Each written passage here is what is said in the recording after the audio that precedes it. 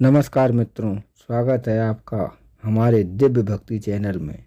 तो हम ले चलते हैं आपको एक ऐसी कहानी की तरफ जिसमें भगवान शंकर माता पार्वती की एक अनोखी वार्ता की ओर।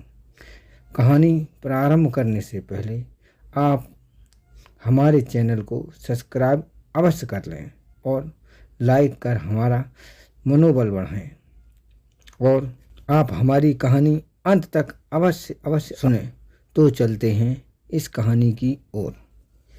एक बार माता पार्वती बाबा भोले से एक प्रश्न करती हुई बोली, हे नाथ, हमने देखा है कि आप सदैव कमज़ोर और परेशान को ही क्यों सताते हो।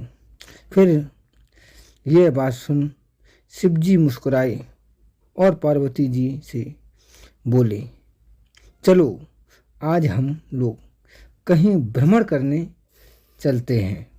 यह सुनकर सती जी भी अपना प्रश्न भूलकर मुस्कुराकर घूमने की बात को स्वीकारती हुई स्वीकृति दे दी और फिर भगवान शंकर की ओर पार्वती जी घूमने के लिए निकले।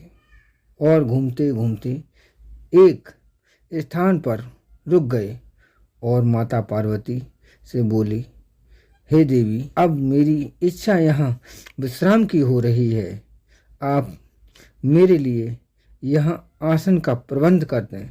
यह इस बात सुनकर माता पार्वती पास के एक टूटे मकान में से 2 पत्थर उखाड़ लाईं। फिर शिवजी ने कहा, देवी, आप मेरे आसन के लिए 2 और पत्थर लाएं। फिर पार्वती जी उसी टूटे हुए मकान से 2 पत्थर और निकाल लाईं और उनके आसन में जोड़ देती हैं। फिर शिवजी पुनः उनसे और पत्थर लाने के लिए कहा और पार्वती जी फिर से उसी टूटे मकान से और पत्थर निकाल लाती हैं, आसन में जोड़ देती हैं।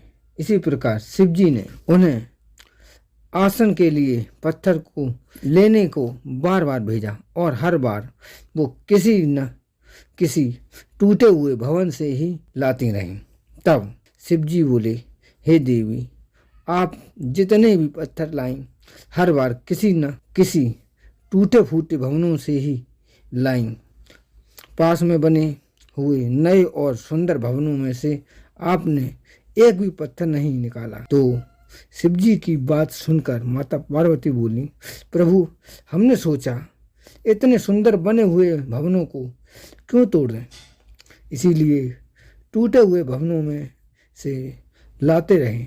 यही बात सुनकर शिवजी मुस्कुराने लगे और उत्तर दिया कि हम भी इसी प्रकार स्वच्छ और सुंदर परिवारों की ओर घरों को नहीं तोड़ते। इसके बाद माता पार्वती जी को अपने प्रश्न का उत्तर समझ में आ गया था। आपको इस कहानी से क्या सीख मिली? आपको यह कहानी कैसी लगी? हमें कमेंट करके अवश्य बताएं और जुड़े रहें हमारे इस दिव्य भक्ति ज्ञान पर। नमस्कार।